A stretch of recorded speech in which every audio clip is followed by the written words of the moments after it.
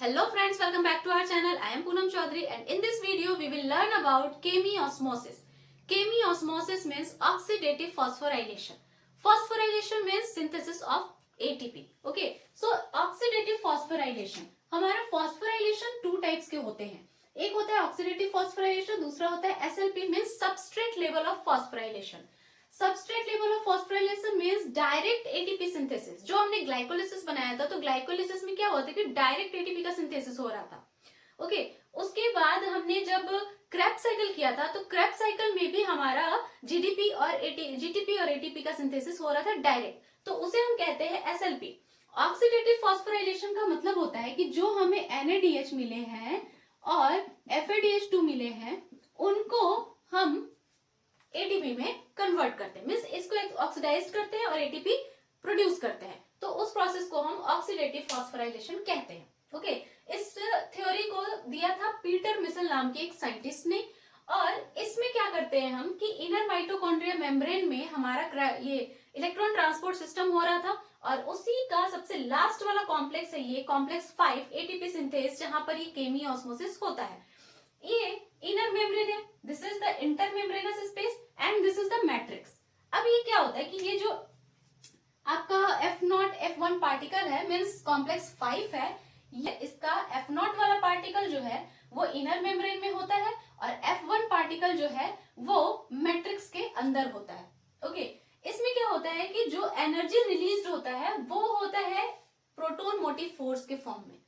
यहाँ पर हमने क्या किया था ईटीएस में हमने hydrogen means proton gradient create किया था जिसे हम इलेक्ट्रोकेमिकल ग्रेडियंट कह रहे थे. मीन्स इंटर मेम्ब्रेनस स्पेस में हाई प्रोटोन और मैट्रिक्स में लो प्रोटोन. तो इधर लो प्रोटोन, यहाँ पर प्रोटोन क्या हो गए थे बहुत ही कम हो गए थे और यहाँ पर प्रोटोन बहुत ज्यादा हो गए थे. तो ये नेचर होता है मॉलिक्यूल्स का कि वो हमेशा इक्विलिब्रियम मेंटेन करते हैं. तो इधर लो हो गया प्रोटोन, इधर हाई हो गया प्रोटोन. तो अब प्रोटोन क्या करते हैं कि इक्विलिब्रियम मेंटेन करने के लिए वो मैट्रिक्स की तरफ मूव करना चाहते हैं. लेकिन हमारा जो मेम्ब्रेन होता है वो किसी भी चार्ज्ड पार्टिकल को अपने तरफ से मूव नहीं करने देता और उसके लिए एक मतलब कि हमें एक स्पेशल प्रोटीन चाहिए, कैरियर प्रोटीन. जो ये प्रोटीन लगा हुआ है ये स्पेशल टाइप का प्रोटीन है जो चार्ज पार्टिकल को मूव करवाता है. तो इस प्रोटोन को पकड़ के ये वाला पार्टिकल ही मूव करवाएगा और एटीपी बनाएगा. ओके तो क्या होता है कि F0 पार्टिकल जो है वहां से ये जो हमारे मेम्ब्रेन में लगा हुआ है यहाँ पर 4 प्रोटोन, यहाँ पर बहुत सारे प्रोटोन है, ठीक है. जितने एफएडीएच और एफएडीएच2 और एनएडीएच टूटे हैं ना उसके प्रोटोन सारे इधर जमा हुए हैं और इलेक्ट्रॉन इधर मूव करता रहता है, वह एनर्जी बनाता है. तो ये प्रोटोन क्या होंगे 4 प्रोटोन एक एटीपी को बनाने के लिए जरूरी है. ठीक है एक एटीपी बनाएंगे हम तो 4 प्रोटोन लगेंगे. और आप जानते हो कि हमारे एरोबिक रेस्पिरेशन में कितने एटीपी सिंथेसाइज होते हैं 38. तो 38 को 4 से मल्टीप्लाई कर लो उतने प्रोटोन हमें चाहिए. ओके तो 4 प्रोटोन जब यहां से यहां पर मूव करता है क्योंकि ये एक इंटीग्रल प्रोटीन है, ये वाला इंटीग्रल प्रोटीन है और ये वाला एक्सट्रिंजिक प्रोटीन है. ये मेम्ब्रेन के अंदर है और ये मेम्ब्रेन के बाहर है. तो ये इंट्रिंजिक हो गया और ये एक्सट्रिंजिक हो गया. ओके अब क्या होता है कि 4 प्रोटोन को ये प्रोटीन पकड़ के उधर मूव करवाएगा.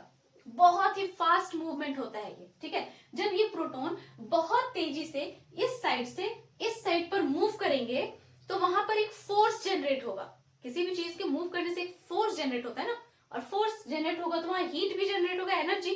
ठीक है तो जब ये प्रोटोन यहां से यहां पर मूव करेंगे तो वहां पर आपके प्रोटोन मोटिव फोर्स, ठीक है प्रोटोन मोटिव फोर्स जनरेट होगा और इस फोर्स की वजह से इतनी एनर्जी रिलीज होगी कि उस एनर्जी की वजह से जो मैट्रिक्स के अंदर एडीपी और इनऑर्गेनिक फॉस्फेट आसपास में प्रेजेंट थे, ठीक है लेकिन वो बॉन्ड नहीं बना पा रहे थे क्योंकि बॉन्ड बनाने के लिए उन्हें एनर्जी चाहिए.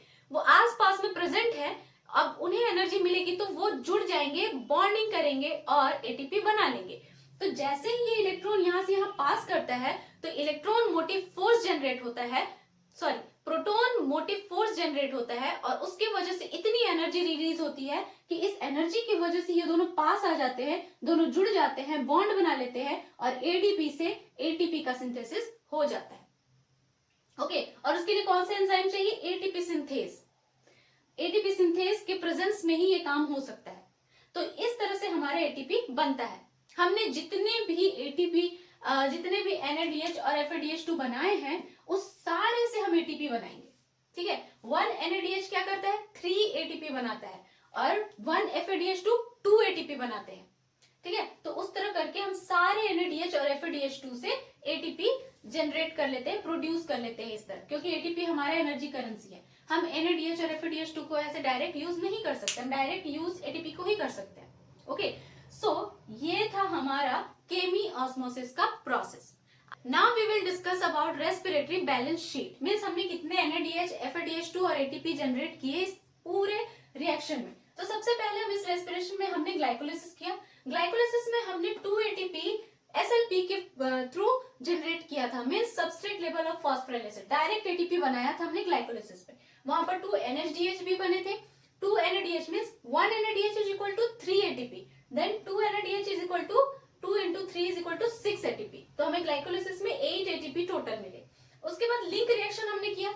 लिंक रिएक्शन में हमने 2 NADH फॉर्म किया। 2 NADH means 6 ATP. Okay, Krebs cycle में हमने 6 NADH बनाया। वहां पर 6 NADH इसलिए बनाया क्योंकि हमने लिंक रिएक्शन में 2 एसिटाइल कोएंजाइम बनाए थे। एक एसिटाइल कोएंजाइम से हमें मिल रहे थे 3 NADH, तो 2 एसिटाइल कोएंजाइम से कितने मिलेंगे, 6 NADH। ओके, अब 6 NADH से हमें एक NADH से 3 ATP means 18 ATP. Krebs cycle में 2 FADH2 जनरेट हुए। 1 FADH2 से 2 एटीपी बनते हैं, तो 2 FADH2 से 4 एटीपी बनेंगे। वहीं पर डायरेक्ट क्रैब साइकिल में डायरेक्ट जीटीपी और एटीपी का सिंथेसिस भी हुआ था। जीटीपी प्लांट में होते हैं, एटीपी जो होता है वो एनिमल्स में होते हैं। ओके, तो 2 एटीपी यहाँ बना। जब हम टोटल को ऐड करेंगे तो हमें 38 एटीपी मिलेगा, जो मैक्सिमम गेन है रेस्पिरेशन में। ये जितने भी प्रोसेस होते हैं ना, एग्जैक्ट ऐसे ही नहीं होते। ठीक है, ये अज्यूम किया गया है हमारा। तो मैक्सिमम गेन जो होता है हमारा 38 एटीपी होता है, बट जनरली 36 एटीपी होता है। क्यों? क्योंकि इसमें से 2 एटीपी जो होता है हम यूज कर लेते हैं। कब यूज करते हैं? क्योंकि ये एरोबिक रेस्पिरेशन है। ग्लाइकोलिसिस हमारा कहाँ हुआ था? साइटोप्लाज्म में। साइटोप्लाज्म में हमने 2 एटीपी बनाया और 2 NADH भी बनाया। इस NADH को हमें लेके जाना है माइटोकॉन्ड्रिया में, क्योंकि वहां ETS होगा, ऑक्सीडेटिव फॉस्फोराइलेशन होगा, तभी तो ये एटीपी में कन्वर्ट होगा। तो साइटोप्लाज्म से माइटोकॉन्ड्रिया में ले जाने के लिए भी तो एनर्जी चाहिए ना। कोई भी प्रोसेस विदाउट एनर्जी नहीं होता। तो इस NADH को जब हम साइटोप्लाज्म से माइटोकॉन्ड्रिया में ट्रांसफर करते हैं तो उस टाइम पर 2 एटीपी जो होते हैं 2 NADH को ट्रांसफर करने में खर्च हो जाते हैं। इसीलिए नेट गेन मतलब जो हमारा होता है वो 36 एटीपी होता है। इस तरह कुछ हमारा रेस्पिरेशन का प्रोसेस होता है। I hope this video found helpful to you. If you like the video, then hit the like button and do subscribe my channel. मिलते हैं नेक्स्ट वीडियो में, तब तक के लिए bye bye and take care.